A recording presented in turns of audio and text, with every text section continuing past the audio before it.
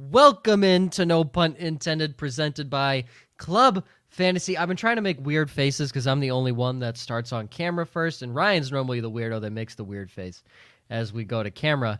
So it's really weird just me waiting for the You Go Live thing, and I'm like drum rolling at myself. Anyways, week 5 is gone. 30% of the way through the season. We can't really do percentages anymore because fuck the 17th game that they had to add this year. Week 5 was strange. Definitely a weird time, especially in the kicking universe, and we'll get to that in the 3 downs. As you know, Josh, our lovely our kicker lover here, will have a few words to say about that, and even Ryan decided to chime in there. But a lot of news and injuries that you guys are going to have to deal with, and it's the first week of bye weeks, which I completely forgot until I checked my lineups this morning. So let's get into it.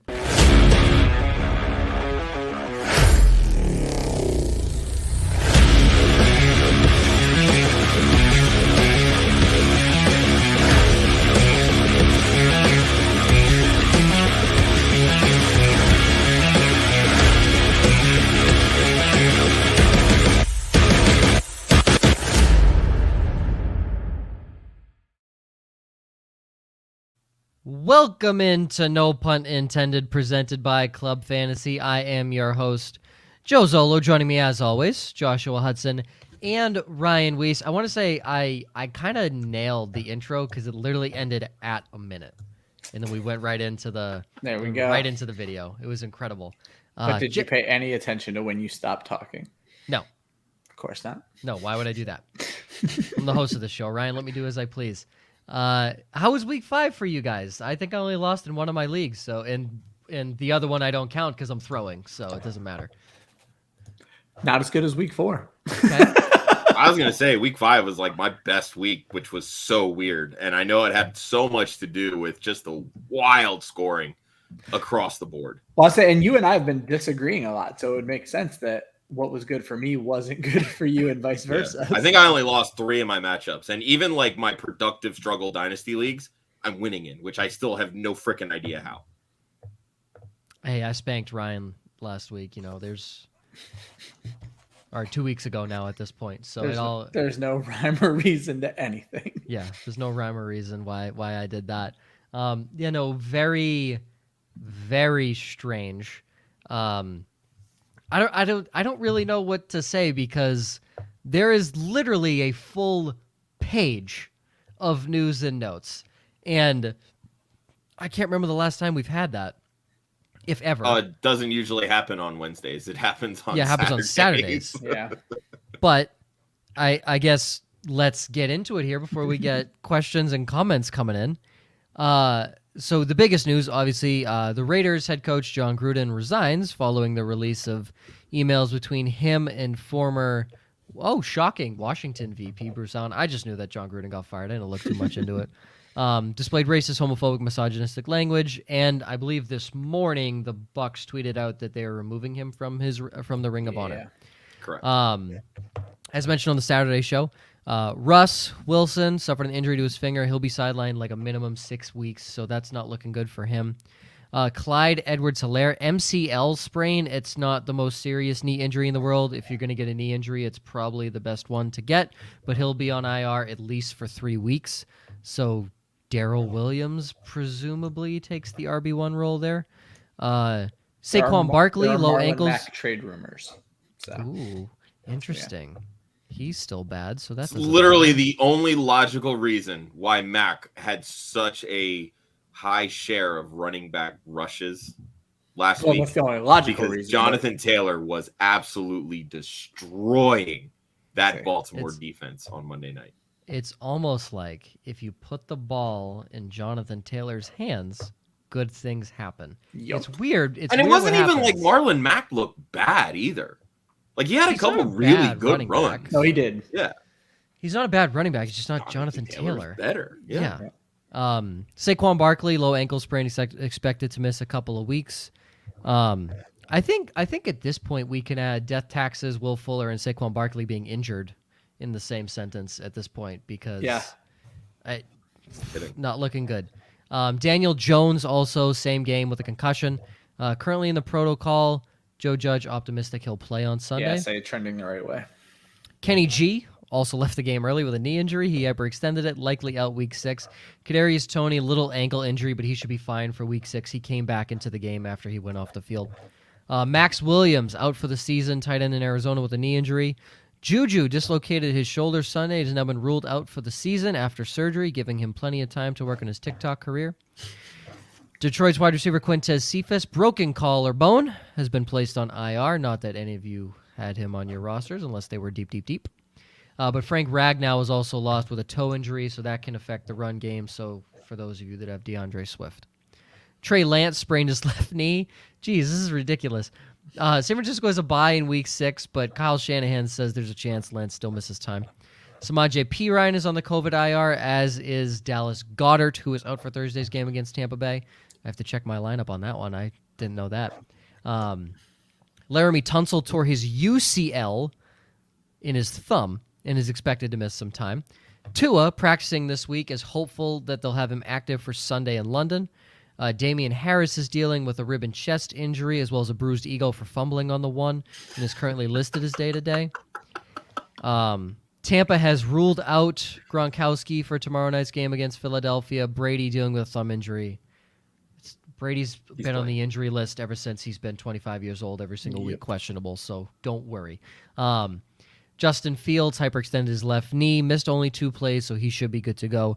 Yeah, it looked way worse than it actually probably turned out to be, because I saw the play and I cringed. I was like, dang, that looked like it hurt. The Saints have Cody Parkey on their team? Question mark? He's filling in for Will Lutz. Oh, well, now started the season on IR. Now Brian Johnson's filling in for Cody Parkey, who was filling in for Will Lutz. So Cody Parkey's on IR with a groin injury. Wait, who is the kicker? Brian Johnson. I hadn't seen that. What's funny is I just signed him off the Chicago practice squad. Yeah, I've been making this joke. I made this joke on Twitter. The hardest part of doing weekly rankings right now is figuring out who's kicking for everyone, and that name hasn't come up on any of my research at this point. Because he was on the practice squad, Ryan. Yeah. Brian Johnson, my youth flag football coach from age 8 to 11 years old. Literally, his name was Brian Johnson, so I mean, it could be. You I'm in never a know. fantasy league with a Brian Johnson. Maybe it's him. Maybe it's him. Who knows? Honestly, it could be anybody. Yeah. Indy is signing Michael Badgley as insurance for Goggles, who is dealing with a hip injury. Vegas has designated Mariota to return from IR. And God himself. I saved this one for last just for you, Joe. Who do you think my upside wide receiver is this week? When I saw the report that T.Y. Hilton is practicing this week and is eligible to play, and I saw he was playing Houston, I almost went as far to say if T.Y. Hilton's not a top 5 receiver, I lose my upside bet, but I don't want to do that. I'm not that confident. But guys, I mean, T.Y. Hilton in Houston. It's T.Y. Hilton in Houston. You know what I'm gonna do? You know, let's before we get into our 3-ups, we'll answer Elixir's question. I'm gonna look up the statistics of T.Y. Hilton against Houston just to see. Let's just see what it looks like. But let's answer Elixir's question. I'll let you guys talk about this. Pick one in a standard: Visca, Devontae Parker, Darnell Mooney, or Kadarius Toney. Really, 3 guys that are PPR guys. And yeah, then that's the Devontae issue. Parker. So that's kind of tough. And the only guy who is a standard guy sucks as a standard guy. So where are we going here? Anyone take the reins? God, I am literally looking them up. I don't know. This is rough. I mean, well, here's the thing. If Parker plays, I think I would lean Parker. I will say that with Tua coming back, I feel like all bets are off. Like I literally have no idea what's going to happen with that offense. Mooney does intrigue me simply because Green Bay cannot. Well, they can't cover, but they're giving up so many deep plays. And before Justin Fields took over, Chicago wasn't throwing deep, and now they are. So like that gives you a ton of yardage opportunities, which outside of touchdowns, that's what you need. You need maximum yardage. It's not necessarily, the high volume targets. You just need deep throws down the field, especially for guys that are only going to catch 3-4 balls.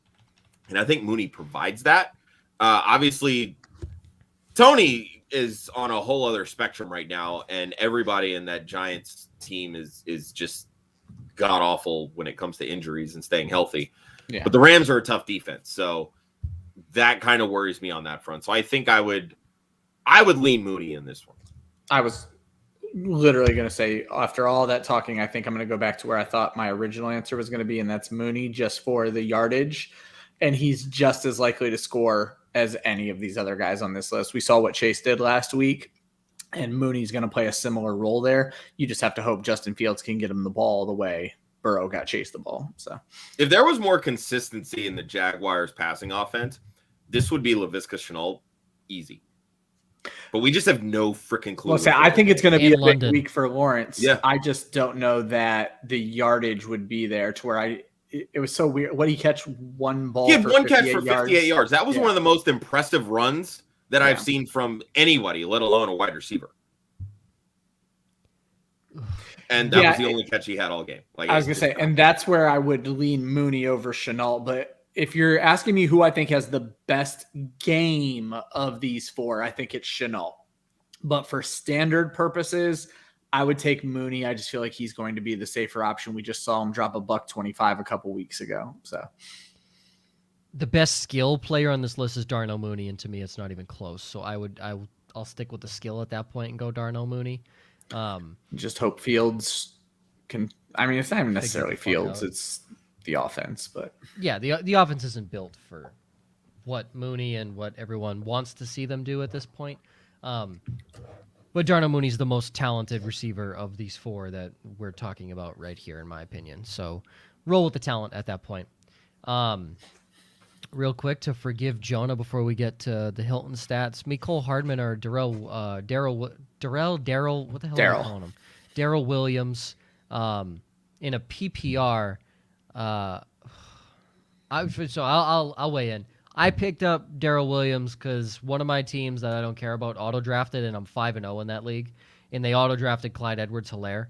So I put CEH on IR and picked up Williams, and I am playing him this week solely based off the fact they're playing Washington, so I don't like him against Washington's defense per se on the ground, but Kamara did look good against them, and I think Williams will get more in the passing game, but I think Hardman is better because that secondary is trash in Washington right now.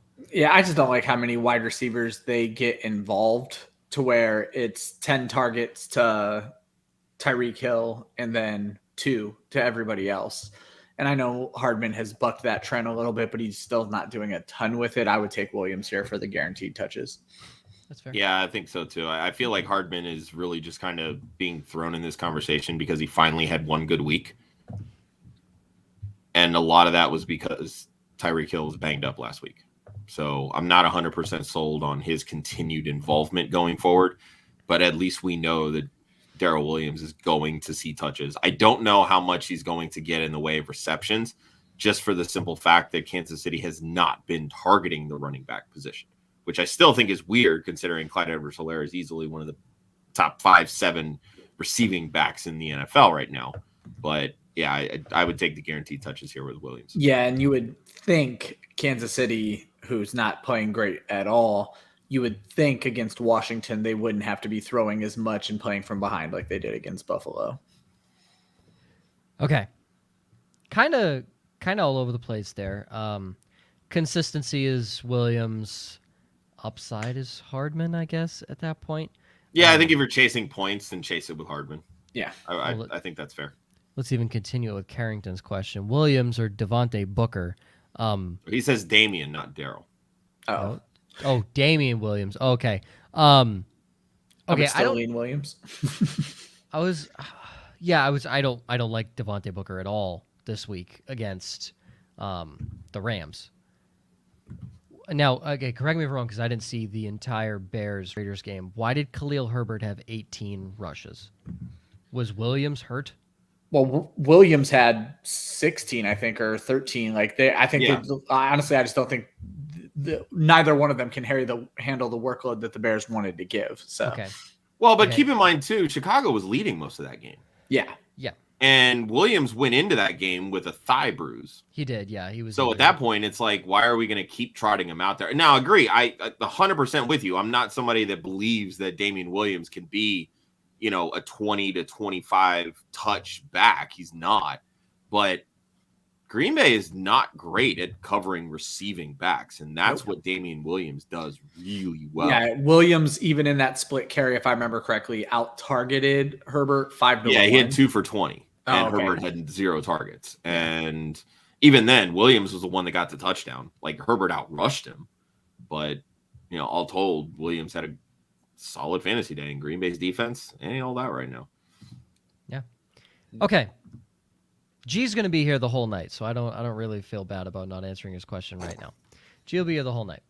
And he's asked me like 3 questions already today, so he can wait the couple minutes here. If I read you the stat line, 18 games played, 97 receptions, 1,718 yards, 11 receiving touchdowns with an average of 95 yards per game with 156 targets. That'd be a great season, right? I mean, that's probably in like 10 games. That's a top 5 season. That's T.Y. Hilton in 18 games against the Houston Texans. Wow. He is literally averaging a 100-yard game against that team. Don't go through it, but have there been duds? I mean, I'm sure there have been not studs, but have there been flat-out duds? I mean, he did have one game last year that was kind of so-so, because I remember we talked him up on the show, and he kind of fell flat. Yes, so I mean, I can go through here. So I looked at just his cumulative stats overall, but I mean, looking at some of the dud games, like in 2012, he was 3 for 78, but he had a touchdown. It's not a dud game. but again, it's like only 3 catches, in a PPR league, like 8 for 78 still isn't a dud. You have 4 for 50, 5 for 88, 3 for 29. 4 for 50 is getting close if he doesn't score. I would call that a dud in PPR. Yeah. 3 for 29, 3 for 49. Okay, so it's possible. Yeah. You've had a few sprinkles in here, but I mean like 110, 199, 115, 175, 115, 223, 121, 111. I just can't believe how emotional you are about this. I mean, I understand you're excited. T.Y. Hilton. My throat is. I am talking up reading all of this. I am talking to try to give you time to clear your throat, and you still just have to keep going. Yeah, I'm gonna keep going. I'm texting Maggie now. Can I get some water, please? PLZ. It's an emergency. It's an emergency. I'm dying. Yeah, I mean, like, come on. He's ridiculous. He's ridiculous against that team. Like that stat line is the definition of owning a franchise. That's ridiculous. I didn't think it would be that much. It's funny if you had even said how many, like if you had been like, he's played 18 games, just give me your best possible stat line. I don't think we would have come anywhere near that. Oh God, no. I mean, 18 games, I would probably 1,300 yards, 8 touchdowns. Double-digit touchdowns, almost 100 yards a game. It's crazy. It's out of control. Okay. Let's get into G's question. Daryl Williams, Cole Beasley, Curtis Samuel, Darnell Mooney, and Kadarius Toney. Pick one for flex. This would be a PPR. Pick up T.Y. Hilton. We just read his stats. Water delivery. Thank you, Maggie. With Golladay likely out, I think I would actually go Kadarius Toney of this group. Beasley's interesting. He's been hit or miss this season, but when he hits, it's 13 targets. But I mean, that's what Toney's seeing right now too. So, yeah, with it being PPR, I'm going to lead Toney here. Yeah, I hate to say it, but literally, I mean, I have it in my ups that I didn't like Kadarius Toney going into the week, and then Kenny Golladay got hurt. Who else are they going to throw to? I was going to say, because now what's likely to happen is Shepard's going to slide into Galladay's role, and Toney's going to keep his role at that point. Because with Shepard coming back, I was actually worried about Toney. But not much to worry about. I don't think you have to worry about that now. Yep. And here's the interesting thing, because Jalen Ramsey's been running a lot more out of the slot.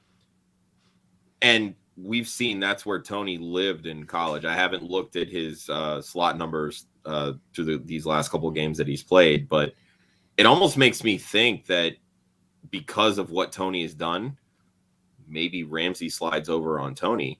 But then we saw Darnell Mooney shake Ramsey out of his skates last year. I was going to say. And the way that Tony's playing right now, dude, I saw a fun one. Kadarius Tony the Hedgehog. I'm all about it. I love it. Well, I was going to say Tony is the type of wide receiver that I think would give Ramsey fits. I don't know that I'm even that worried about that. If anything, they might want to keep Ramsey off of him to keep the aura alive. Yeah, right. So to me, Jalen Ramsey's been a guy that can cover big body receivers are not good route runners. Yep. He can cover Brandon Cooks because he can keep up with the speed, but Brandon Cooks is not a good route runner. Yeah, he can keep you off of what you're supposed to do. Tony doesn't know what he's going to do, let alone what the fuck he's supposed to do. And that's the thing is you have guys like Hunter Renfrow, Darnell Mooney, Kadarius Toney, Keenan Allen, dudes that Jalen Ramsey can't cover because they're too shifty. Yeah.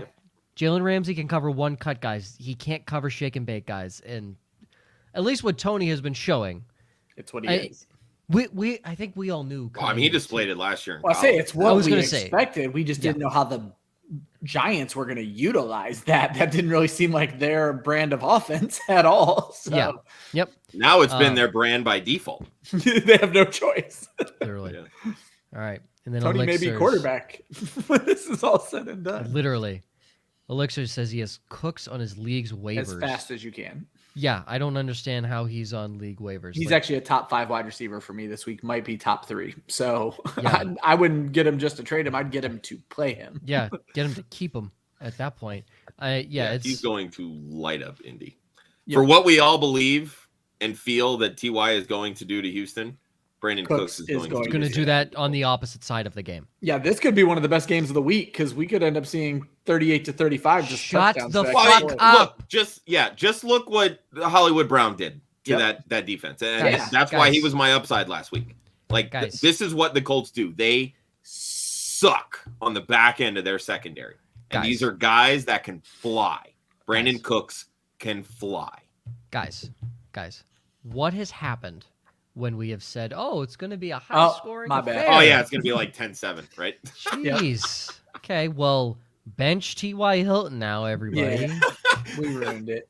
Sorry, it's the KOD. Let's see. Ready? If there's one player that is curse-proof, it's T.Y. Hilton against the Houston Texans. We're going to find out. Guarantee it. Okay, let's get into our ups and downs here as we wait for more comments and stuff to come in. I'm going to take another sip of water.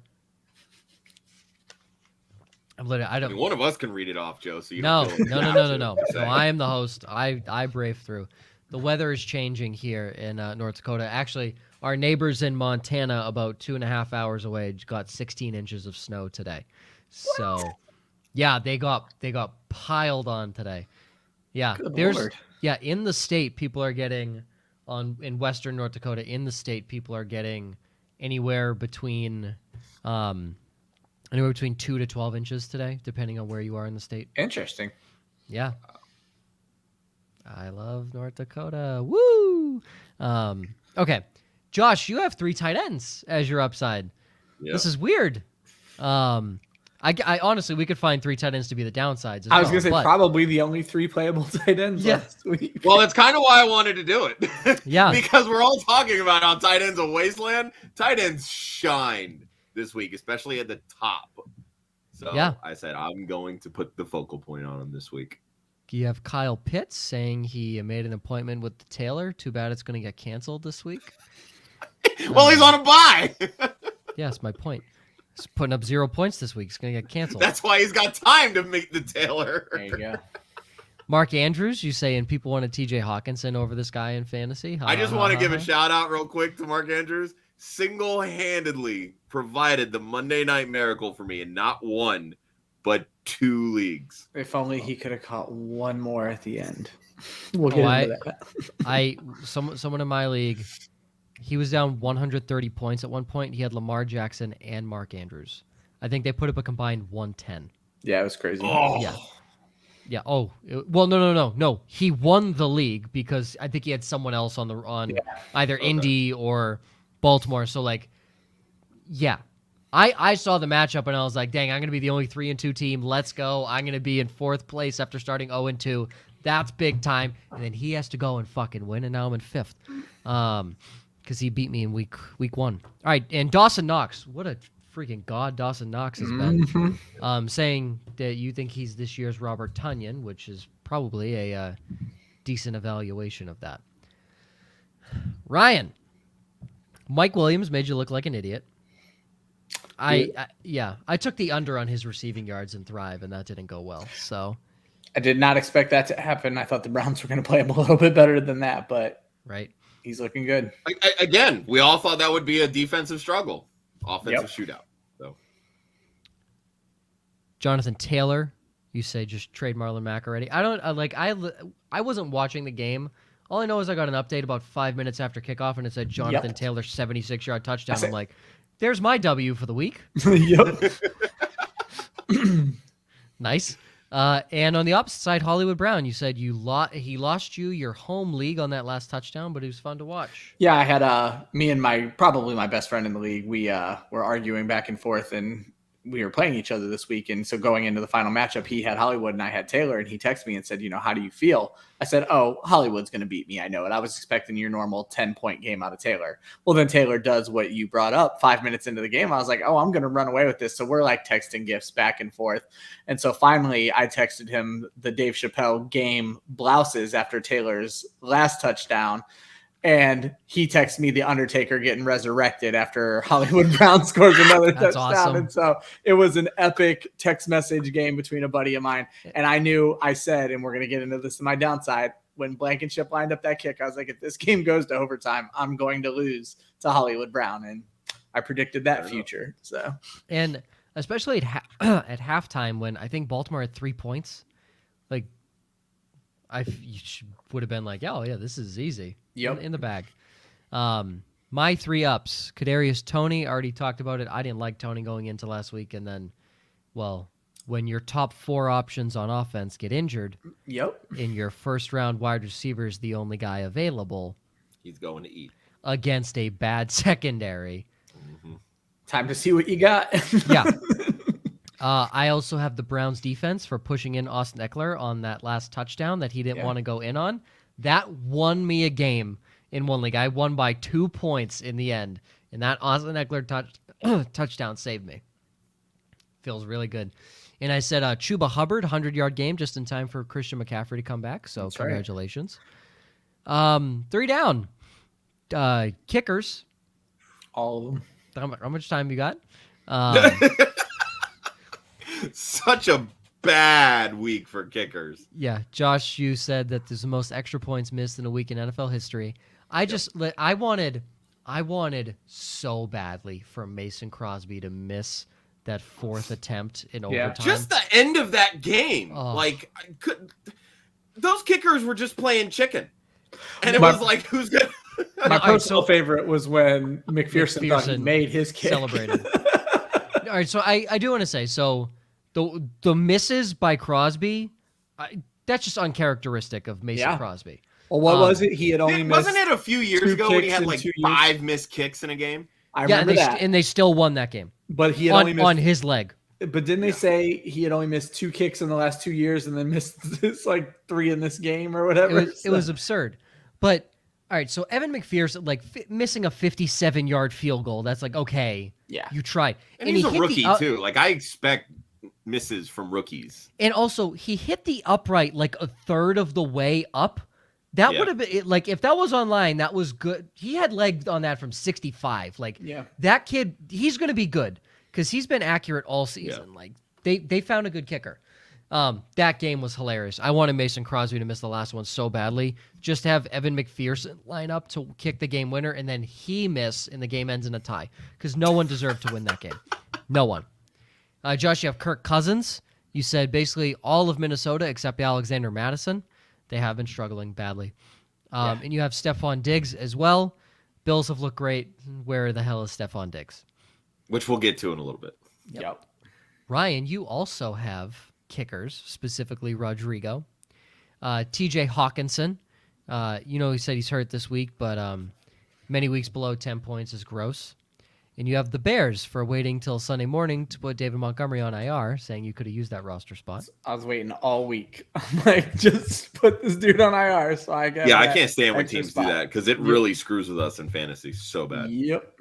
Especially for leagues that didn't expand their IR spots. Oh yeah, it was after COVID last year. Well, it was 4 eyes where I wanted, because you can only put IR guys on IR. And so I'm like just waiting. And I have another league, same exact rules. And so I'm like waiting and they're not doing it. I'm like, I want to sign, like, I want these waiver wire running backs. So I have trade bait, and it just never happened. So, all right, my 3 downs. I have Sam Darnold. He's back. The Darnold monster is back, not in a good way. This is kind of an obvious one, Cole Kmet. But it's more to just point out the idiots and assholes that said Cole Kmet would have a good year. You know who you are. I apologize if I just hurt your feelings by calling you an idiot and an asshole. But really? We thought Cole Kmet was going to have a good year? 18 points so far through 5 games, gentlemen. He scored half of them in week 1. He's had as many receptions in the last 4 games as he did in week 1. Yeah. So, and I know none of us were on the Cole Kmet train. We said draft Hayden Hurst over Cole Kmet. And Hayden Hurst I don't think I was that high on Hurst more than anything. I wouldn't say I was on the Kmet train. I did think he was going to be a sleeper, but I never had him cracking my top 12, I don't think. So I literally said he was being drafted like tight end 19. He won't even crack the top 25 for tight ends. He's currently tight end 36. I'm going to say I was probably higher on him than you're giving me credit for. I'm going to go look. Oh, okay, well, Ryan, you're roped into, I guess, the idiots and the assholes conversation. I had him at 18. I had him where he was being drafted. Yeah. Oh, definitely an idiot. Yeah, Ryan's definitely an idiot. That confirmed it. And then I had him at 30. There you go, Josh. That's perfect. That's perfect. I just want to take a little early victory lap on the Kansas City Chiefs. I'm not going to say that I said there was going to be a Super Bowl hangover, that I said teams figured them out, that I said that they're one-dimensional, that I had the bet of them under 12.5 wins, and that they're now 2 losses away from making that bet come to fruition. But fuck all you for thinking that Kansas City was going to repeat this year. They're a pile of dog shit defense. They're bottom 5 in every major statistical category on defense. Patrick Mahomes is not giving a fuck out there on the football field. He's playing like it's his backyard, schoolyard bullshit. He should be taking it seriously, not taking it seriously. And I said when they signed him, the moment his $45 million contract hits, that team goes down the shitter. And you want to know where it goes down the shitter? The defense, which is currently bottom 5. Yep. I just want to point out I had Mahomes as a fade last week, and I got laughed at. You nailed it.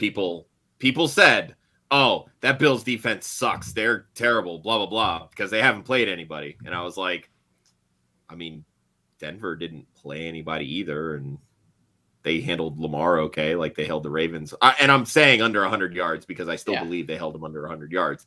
Like, good defenses are good defenses. You play well against bad teams. You step up against good teams. Yeah. And the Bills handled business. And part of my whole point was they create turnovers. And right now, Mahomes is being careless and cocky with the football. Yep. And that's exactly what happened. He was QB 13 last week. That is a freaking W for me. I don't care if it's technically top 15. That's a W for me. Well, you're expecting top 5 out of Mahomes every week. So I did say in the article that I expected more like QB 8 to 11 range, which he even fell outside of that. So even better. What'd you say he was, the 13? Yeah. I thought he was lower than that. According to fantasy data and 6 point per.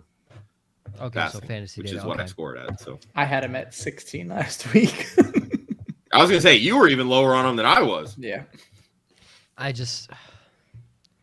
I really didn't understand the hype about it.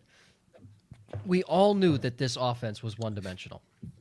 We all knew that they had a brand new offensive line, and they just completely neglected the right side of the line. The left side, they brought in 2 all-pro left guard and a Pro Bowl left tackle. They didn't care about the right side of that offensive line.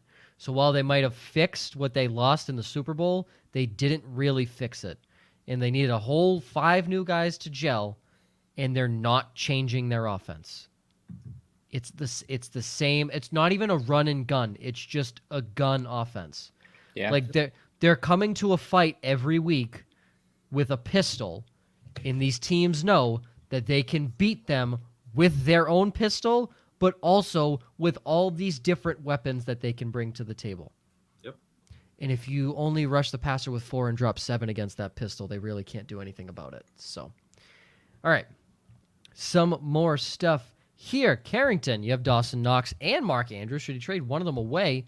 What kind of value? It's a half PPR. It's the Megala Bowl, so you guys kind of know more than I do. But, I mean, I don't think there's any reason to keep both of them.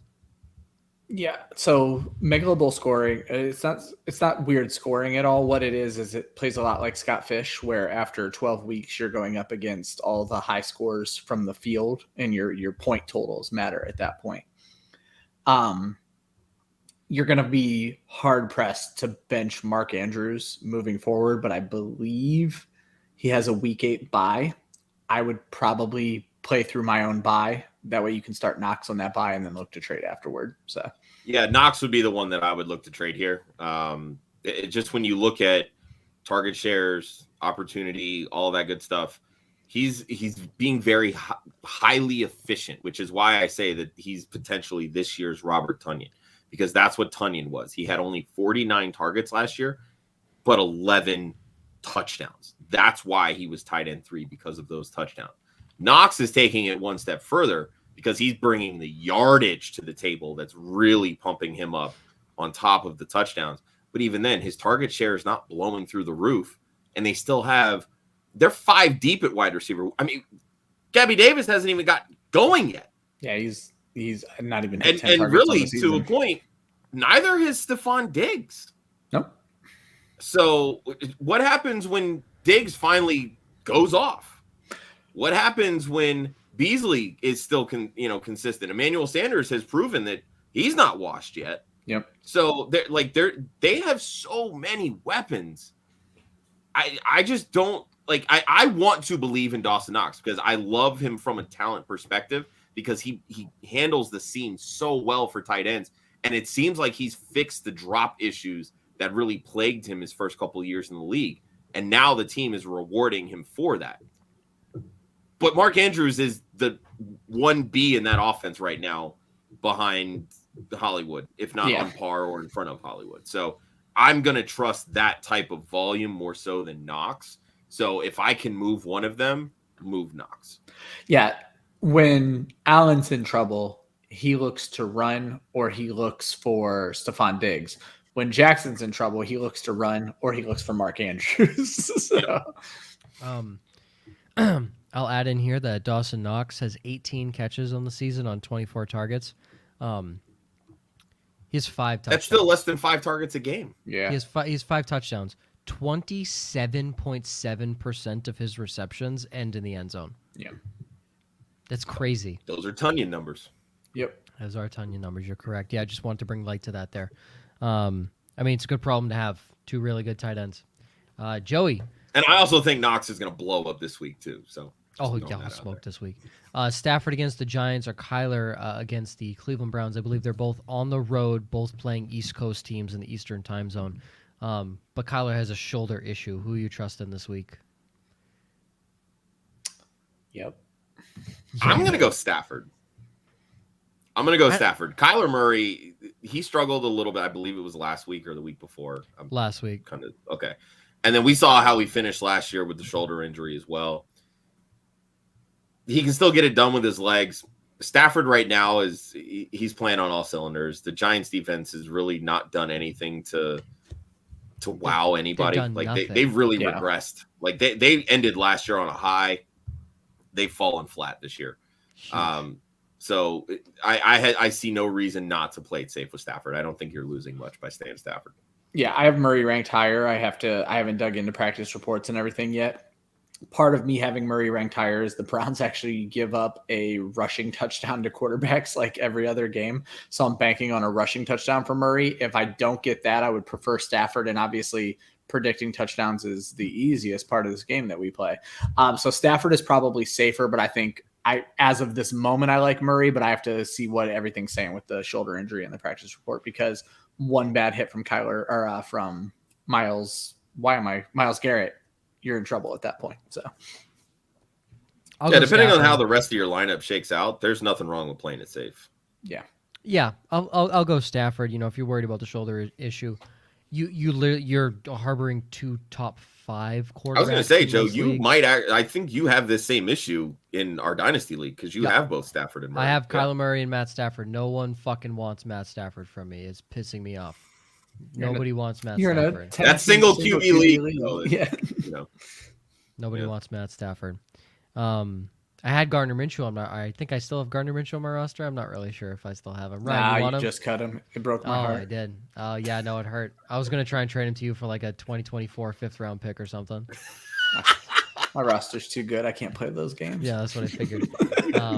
But yeah, you have no issue going Stafford there, Joey. Yeah, Stafford definitely has the safer floor. There's no way Stafford walks out of this game with fewer than 20 points. So, Mr. Grapefruit saying he's starting Hurts, Ertz, and Antonio Brown tomorrow, and his opponent's starting Brady and Evans. Those are fun games when you got to play back and forth. They're definitely going to be a fun start. Hurts has 8 career games, and 7 of them have resulted in QB1 performances. Yeah, and every one of those players. Evans is obviously scary because of the nature of his game, but I like every one of them going. So yeah, I think Antonio Brown's actually going to be the better of the Tampa Bay receivers because he gets deep, and I think that's where the Philly secondary is most vulnerable. But Ertz is out targeting Goddard, and now he doesn't have Goddard to worry about. Yep. This is going to be a big. You may hear Ertz's name pop up a couple of times later in the show. Yep. Dang, middle of the show, and G rejects my trade. Way to go, G. What a dick. Oh man. I guess we're skipping over G's question now. Yeah, literally. I honestly even forget what the fucking trade was. I don't even know who I was trying to get. I forgot. I said it like 2 days ago. Gee, if you remember the trade, can you type it in the chat? Because I kind of forget. And I think it's a fair trade. I thought it was a fair trade. But I mean, he's the only question left. But yeah, Joey, no one wants, it's tough. It's a tough life out here when no one wants a top 5 quarterback. It's tough. But for G, he's got a couple: Pittman, Kareem Hunt, and Antonio Brown. Pick 2. I'll go Kareem Hunt and Antonio Brown because T.Y. Hilton's going to take Michael Pittman's targets. Yeah, same. Yeah, I think I would go Hunt and AB here. Easy one. Beasley, Waddle, or Van Jefferson. Probably Waddle. They say I'm not ready to back off of Waddle yet. I know it's been a bad 2 weeks, and this could be the one that pushes him over the edge. At least he has a bye week after this, but I would take Waddle. Oh yeah, So the trade was Bryan Edwards in this year's 3rd for AJ Brown. Oh God, so it was an awful trade. He was the one offering me AJ Brown, for the record, and then I countered. With an awful trade.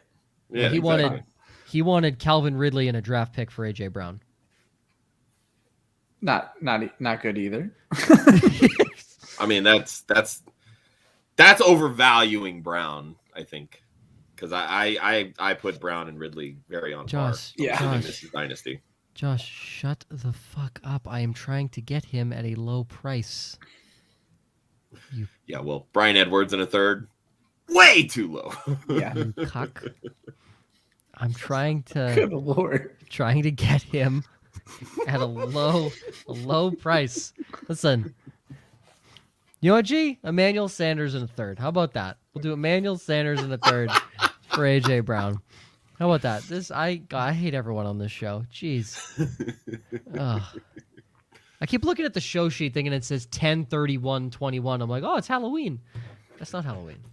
I keep reading the 13 backwards. Yeah, I was gonna say today, Joe. we need to talk about dyslexia. Well, my buddy's dyslexic, and we always say that dyslexia is an airborne disease. So I think I've caught it. There you go. Should have been social distancing and wearing a mask. That's why I moved to North Dakota, Ryan. Yeah, that's right. Well, I'm about to go see him in like 3 to 4 weeks at Notre Dame. Let's go watch the Irish play Navy and hopefully lose to Navy. That's my hope, is that Notre Dame loses to Navy. Okay. One more just before I was about to read off the upsides. Elixirs, are Elliott and Edmonds likely to play? Is them two in CEH? So he's fucked at that point if neither of them play. But I haven't heard anything about Zeke not playing. He's been playing through questionable tags, I think, this entire season. So nothing to be worried about with Elliott. Anything on Edmonds? Edmonds was also questionable last week and played. They seem to be starting to favor Connor in the rush game, but Edmonds is still taking all of the passing down work. And let's be honest, if Kyler's shoulder's banged, that could be a big week for Chase Edmonds. So, Yep. All right, getting into. I think our Joey upside. had one more. yeah. Joey. Oh, did. Thank you. Sorry, missed it. Start the Woods and Stafford duo. His other receivers are Chase Claypool, Cortland Sutton, Marvin Jones, and Laviska Shenault. I like Claypool a lot. I was going to say Claypool's hard to bench, and it's hard to start any of the Jacksonville duo right now while they're figuring out how to use players on their football team. So, I like Woods again this week after being down on him and telling everyone to trade him. I'm starting to come back around and. Oh, I'm suckered back in. Oh, I'm suckered right back in. I'm a week away, and I know he's going to torch the Giants. I'll give you my standard hedging. If it's full PPR, I would go Woods. If it's anything less than full PPR, I would go Claypool. I'll agree with that. How's this? Because I have this one in my league. Because I have the Stafford Woods stack as well. Woods or DJ Moore. Because my three running backs are James Robinson, Austin Eckler, and Jonathan Taylor, and I'm not benching any of them. Yeah. So, and then my other receiver is, I will tell you in a second. I'm forgetting off the top of my head, but I don't think he's one I'm going to bench either. For what it's worth, I have Woods half a point ahead. I have them both very high. I have Woods as my wide receiver 12, Moore as my wide receiver 14. I have them both scoring a touchdown. It's hard to bench Woods against the Giants.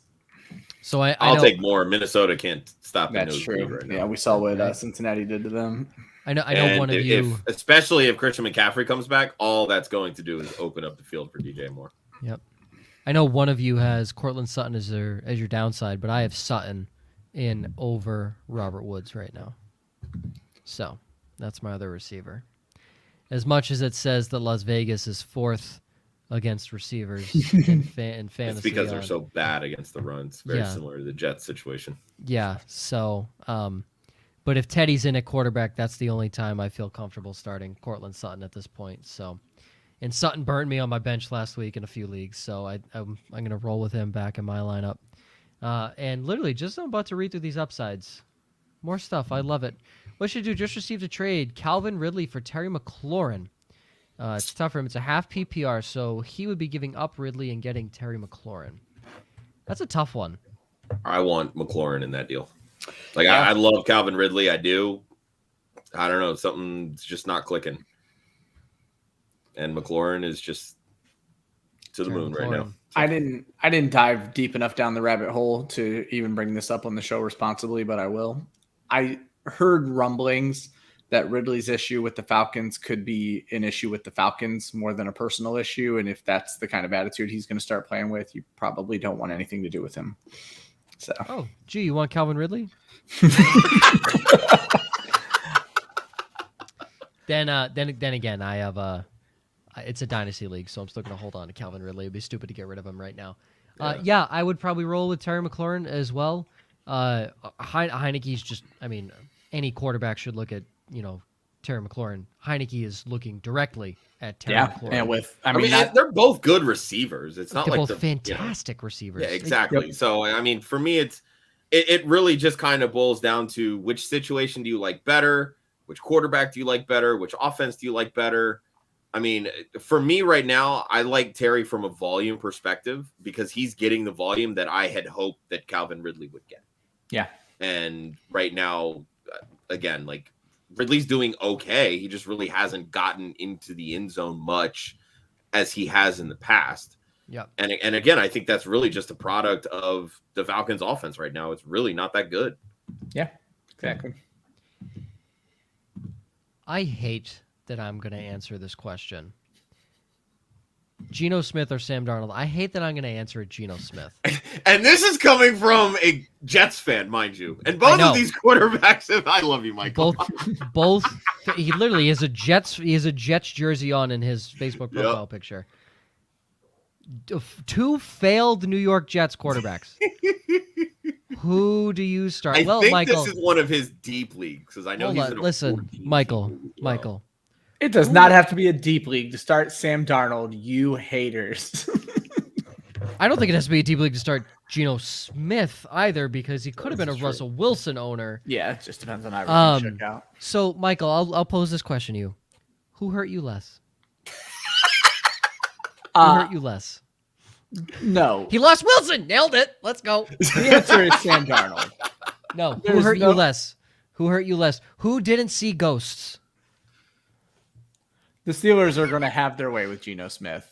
It's Sam Darnold. Yeah, they're going to get some serious pressure. So both. Who hurt you less? Both. Yeah, here's the thing. Darnold, as long as CMC is back, Darnold, he's going to be fine. And I have said before, Minnesota's defense is not all that. So their defense is terrible. I'll take Darnold. Yeah, I'll take Darnold. I know Danielle Hunter is going to get plenty of pressure, but give me Darnold in this matchup. I will roll with Darnold at home. Gino is a West Coast team going east, and I think notoriously the Seahawks suck on the East Coast. So, I would go with Darnold in that standpoint. I do want to say I don't hate Geno Smith this week, and it literally pains me to say that. The Seattle offensive line is disgustingly awful. They still have yet to address that problem since Russell Wilson has been their franchise quarterback. So that does scare me that Geno probably gets sacked 7 times. But they're going to throw the football. Like, Pittsburgh's run defense is middle of the pack. I don't think their secondary is good. I still think their secondary's... And they're getting beat deep. They're getting beat. But it's one of those things. They have 2 guys that can beat them deep. To get deep. Yes. Is he going to have enough time to get it deep? That's the big question. Sure, no. But I mean, hey, fucking DK Metcalf and Tyler Lockett run 4 threes. They might have time. They might have time to get there. Like I said, I'm not anti-Geno at all. I think obviously if you watched it, that pick was not on him. There's just a lot that goes into it. So yeah, Lockett tripped, legs got tied up with the defender. In this situation, it's Sam Darnold. Yeah. You take the guy at home instead of the guy coming from West playing on the East Coast, and the Seahawks notoriously just don't play well on the East Coast. Carrington, so he says, so that really trade we talked about, should I not pull the trigger? Then Ryan. Oh, God, he'll have to remind me. Okay. We'll get back to that one, Carrington. We'll get back to that one. Our buddy Sean. Sean, what's up, man? It's been a hot minute. Dynasty trade questions. He knows this orphan is 100% a rebuilding team, and he got proposed 2 trades. First is to send Nick Chubb, and he gets Irv Smith in a 2022 first. So basically, you're trading Nick Chubb for a first-round pick next year. A 2022 second and a 2023 second. So he's basically getting a first and 2 seconds in succeeding years for Nick Chubb because Irv Smith is just a throw-in piece. I was going to say, I don't hate the draft capital side of the return. Yeah, I don't hate the draft capital side at all. Second trade offers, he sends Patrick Mahomes and he gets Trevor Lawrence, a 2022 first and a 2022 second. Both trade offers are from the same person. I kind of like both of them. Well, no, hold on. If you're getting both of his first-round picks, then yes.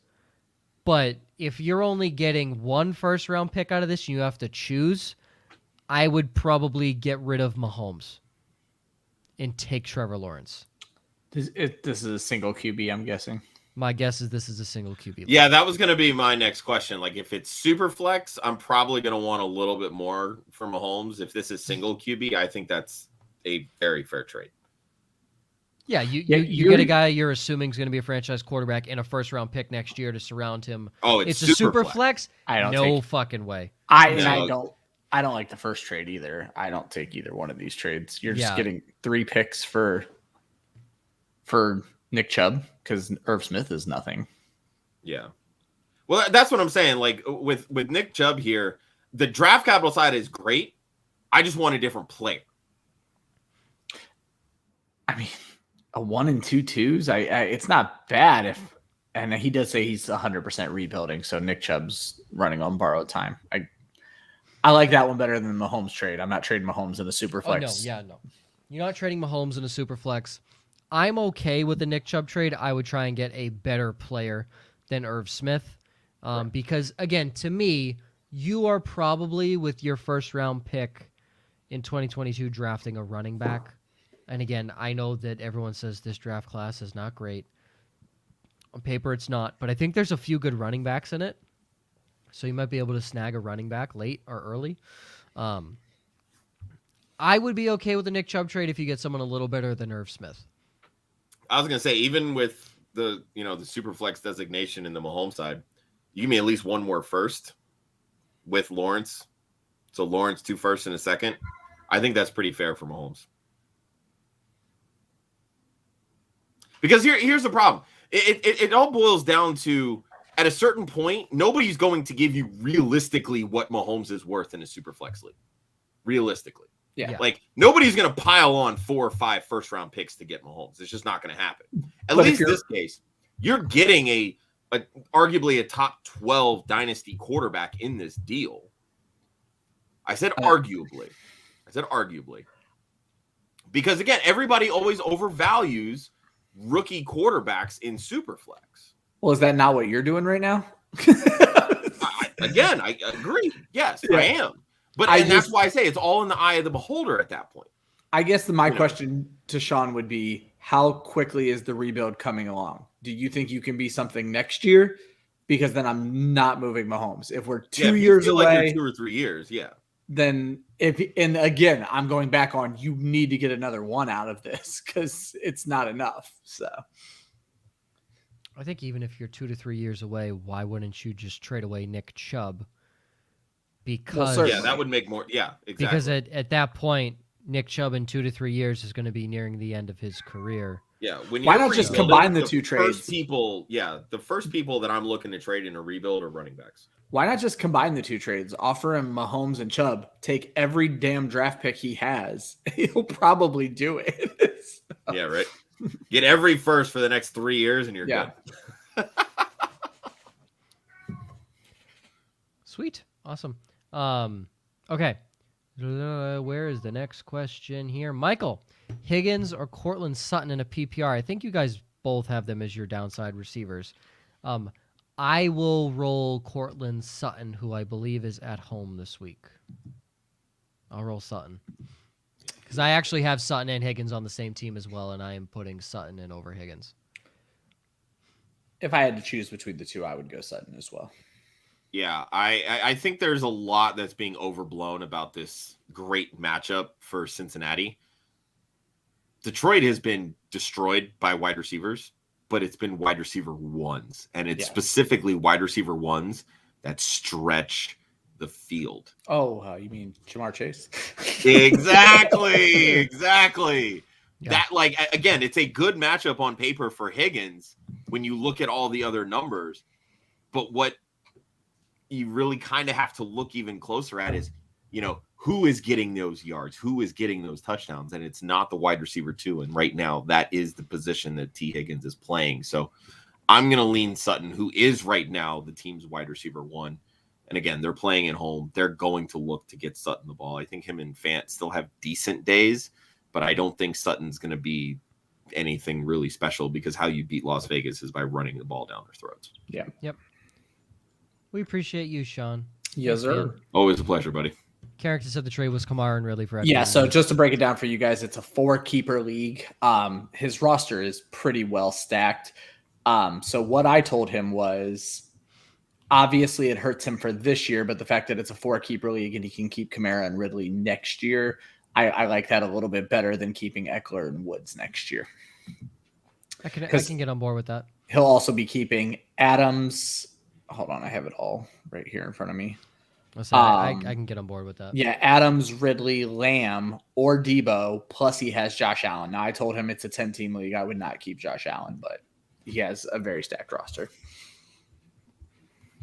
Yeah, I would. I'm okay with that. And keep the Kamara Ridley. And I know I was talking Woods up on this. I think he does have another good game against the Giants. It's going to fall off. Like the squeaky wheel doesn't get the grease every week. That's not how this works. So yeah, I mean, you look. Cooper Kupp has been down the last week. Yep.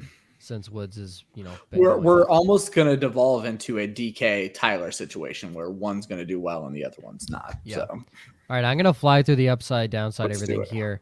Elixirs, yes, you do. You pick up Emmanuel Yeah, Sanders. he should off be waivers. rostered. Yep. Okay. Josh, you were 3-1 last week. You're 11-8-1 in the season. You got Taylor Heineke against the Chiefs, Damian Williams against Green Bay, Diggs in Tennessee. You say, it feels obvious, but you got a question this week trusting Chase over Diggs rest of the season, so you wanted to bring that up. And you have Zach Ertz tomorrow night against Tampa Bay. Ryan, you were 500 last week. You got Lawrence and Myles Gaskin in London. Brandon Cooks in Indy and Ricky Seals-Jones against Kansas City. That makes me feel good about my Ricky. I had to change Seals-Jones that, Ryan, because you had it at Tampa Bay. Oh, did I? Yeah, I was like, wait a second. Jones doesn't play for Philly. I was 1-3 last week. I'm 500 on the season. I have Carson Wentz at home against Houston, Daryl Williams in Washington, T.Y. Hilton against the Houston Texans, and Dan Arnold against Miami and London. Downside, Josh and Ryan, you both 3-1 last week. I was the opposite at 1-3. Josh, you got Tannehill against the Buffalo Bills. You have the whoever starts against Pittsburgh for the Seattle backfield. Yeah. Chris Carson or Alex Collins. T. Higgins in Detroit. Gerald Everett in Pittsburgh. Ryan, you got Aaron Rodgers in Chicago. Josh Jacobs in Denver. Cortland Sutton at home against the Raiders. And T.J. Hawkinson at home against Cincy. I copied you on the A-Rod one because I looked at every single matchup and I was like, yeah, Aaron Rodgers seems like the most legit downside. Yeah. I almost copied Josh on Tannehill. He got in there so damn quick, but I figured I've had Tannehill on this list. It's the benefit of being the one that prepares the show sheet. Yeah. Well, bitch. My feelings Dude, for all Tannehill, the top 12 quarterbacks have good matchups this Yeah, year. all great and my matchups. feelings for Tannehill are well known. He's a permanent downside for me at this point, but he actually, just to pile on here, is my worst rated starting quarterback in fantasy this week. Wow. Yeah. That low. Wow. Okay. Yeah. So that puts him at what, QB 28? 28. I have him at 280 yards and 1 touchdown. Okay. I copied Josh's running back tandem train, Dalvin Cook or Alexander Madison, whoever starts for the Vikings. I don't like them against Carolina. I have DeAndre Hopkins in Cleveland and then Dalton Schultz. I was really looking at Hopkins in Cleveland. I really was, because one thing that I was looking at right now, he is on pace for his lowest amount of seasonal targets since his rookie year. It's funny because we thought this was going to happen last year and then it didn't, and now it is. And so my only caveat to that is we just saw what Mike Williams did to the Browns. So. But that's the thing, is that offense is derived literally through the X spot. Yeah. The way that Kingsbury is setting this offense up now, because they run so much 4 wide, find the open guy. Find the open guy.